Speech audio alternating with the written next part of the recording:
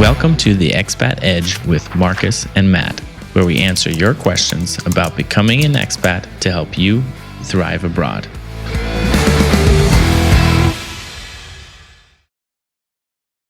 Hey everyone, in this video we're going to talk about how to get to Russia in 2022. Now it's becoming increasingly difficult to travel to Russia, and we're just going to give you some alternatives and go through some of the obstacles that people are finding. So first of all, obviously most people want to travel by air. So Matt, will you share with us some of the options that you found going to Russia?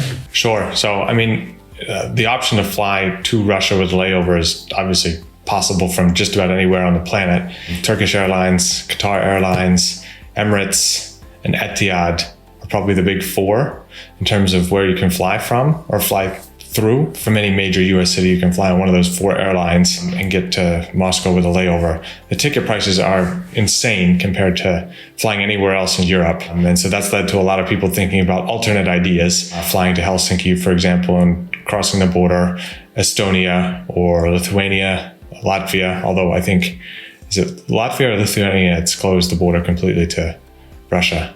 I can't remember. Well, they've closed the border to Russians, but foreigners can still cross. Okay. Technically. Okay. All of these airlines, I don't know, 5 years ago when we were living in Russia, I never even used any of those airlines before. You would use Delta, United, Lufthansa, Aeroflot, and none of those airlines are operating, flights now. Right. So it's crazy. Right. Although these four airlines are quite good, but the ticket price from most US cities is over $2,000 for one person in economy, not business class, in an economy seat. So $2,000, example, I live in Houston, but you can fly just about anywhere in Europe for $600 or $700 round trip. And it's 3 times more just about to fly to Moscow. And the flight times are not good. I was looking Houston to Moscow just for, comparison's sake right now. And the best flight that they propose is $2,000 on Qatar Airways, but you arrive in Qatar at 5 p.m. and then you leave, I think at 3 a.m. So you basically fly over through the night to get to Qatar, and then the next night you fly through the night to get to Moscow, and that's the only option. Not a good flight, and it costs over $2,000. So I have no intention of dealing with any of this right now. But for those who need to get to Russia, flying with a layover is a reasonable option. Just know that it's going to be quite expensive. Marcus, I know you've kind of been helping people with the land border route, and helping people move from Helsinki to St. Petersburg, right? Maybe you can talk a little bit about that aspect. Yeah, so a lot of people still going to Russia, getting visas and things like that. So foreigners can get visas and travel to Russia. It's just the question of, how do I get to Russia? And when we were living there, that's not even a question you would think would come up, right? And now in this situation, it's like, when do I go, or what route will I take? It's how do I get there? So It's very strange times, but I've told a lot of people, go check out the flights to Helsinki instead, and then take a bus. The trains, the ferry, the plane, they're not flying out of St. Petersburg or Moscow to Europe. So you have to look at those alternative routes, which are mini buses or those big tour buses that, hold 30, 40 people. One thing that I've kept hearing about these buses, definitely matters which bus operator you choose. Many people have, said they've been waiting 5 to 10 hours on the border to cross into Russia and back. I don't know what your experience is, Marcus, but I have heard from many people that it's not that easy to get across the border even once you're at the border. Yeah, the problem really is the routes that you can take. Let's say you don't want to take these long layovers through other countries. You can go to Helsinki, you can go to London, then Tallinn, or some Baltic country. Another route that some people in Europe are already taking, they're flying to Warsaw and then taking a bus from Gdansk, Poland to Kaliningrad, and then you take a flight from Kaliningrad to Moscow. So that's a domestic flight. It's pretty reasonably priced. These alternate routes are actually probably time-wise similar to those going through UAE or Qatar or something like that. Time-wise, they're similar as long as you don't get stuck at the border for multiple hours. So the problem that you were talking about is if you're on a big bus with lots of people, if one or two of those people have issues at the border, I don't know, documents, or they're being interviewed at the border, then the whole bus is waiting for that person. So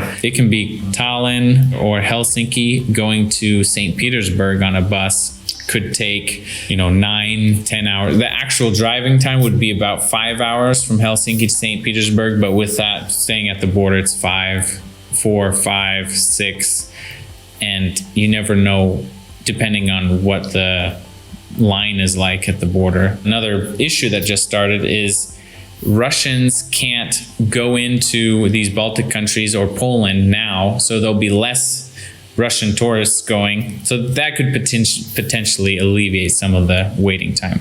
Yeah, so just be aware if you're going to Russia on the land border that it can be very unpredictable, and it's going to probably get more difficult, I would imagine. If all of these countries ban Russian tourists completely, there's probably going to be extra checks for everyone who's coming in and out. So I would imagine that the situation is going to be quite fluid. So definitely try to make sure you're following what's going on at those borders. Maybe Marcus, do you know how somebody can do that? Yeah, we've been monitoring the situation, obviously, and we've been sending from Let's Russia. We recommend checking out Helsinki, going to St. Petersburg. You can also look at Gdansk, going to Kaliningrad, and then flying to Moscow. It really depends on where you're coming from. So if you're already in Europe, you can get one of those low-cost flights to Warsaw or something like that. And then, several people have gone to Helsinki from, Europe and America. Because of the large buses, the issue with the waiting times, one thing that we've done to alleviate that, or try to alleviate that,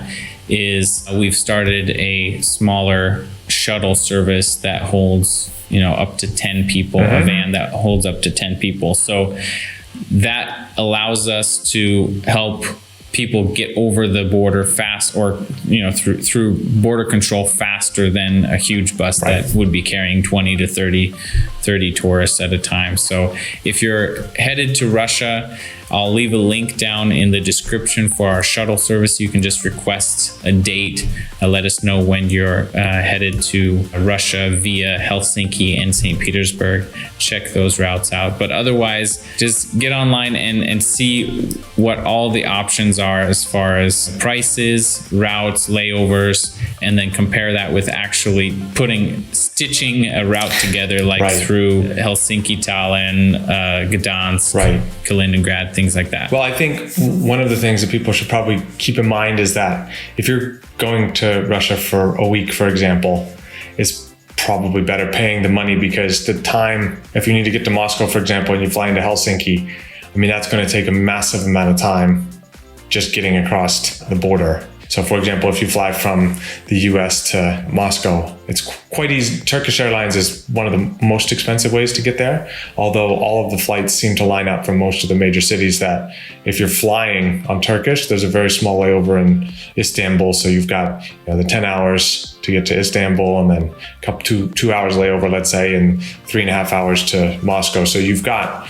a relatively good flight plan. But if you're flying some of these other airlines like Etihad or Qatar Airways, I've seen that the flights, there aren't as many to Moscow as Turkish, and so they don't quite line up. So you've got quite a bit more time waiting. Or if you're doing what Marcus is talking about here, flying to Gdansk or to Helsinki, from Helsinki to Moscow, that's probably going to take 24 hours almost, isn't it? I would say it comes down to basically your budget and time. So Turkish Airlines, like you said, is the higher budget. It's going to be probably the best route, most comfortable. And then if you're traveling, on a budget, check out Helsinki. The time that we're factoring in to go from Helsinki to St. Petersburg is about 6-7 hours is the time that we want to beat, because the driving time is 4.5, 5 hours, and then time at the border 1 to 3 hours typically. So you're gonna have to factor in 8-9 hours maybe for that trip, and then another 4-hour fast train to Moscow. So it's another 15 hours for sure. Right.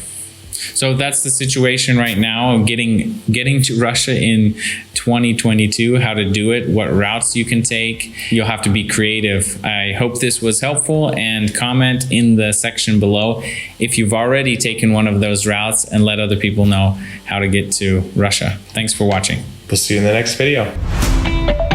This was the Expat Edge with Matt and Marcus. We hope you enjoyed the video. Visit theexpatedge.com for even more content that will help you thrive abroad. You can submit your ideas for video topics and sign up for free at theexpatedge.com. See you there.